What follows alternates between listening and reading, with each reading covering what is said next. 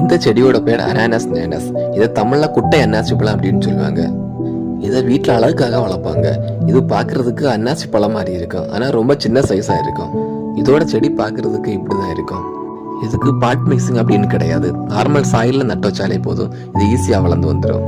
கிட்டத்தட்ட இது பைனாப்பிள் செடி மாதிரி தான், ஆனால் சாப்பிட முடியாது. இந்த செடி நல்ல சன்லைட் உள்ள இடத்துல மட்டும்தான் வளரும். சன்லைட் இல்லாத இடத்துல வச்சா அந்த அளவு ஸ்பீடாக வளராது.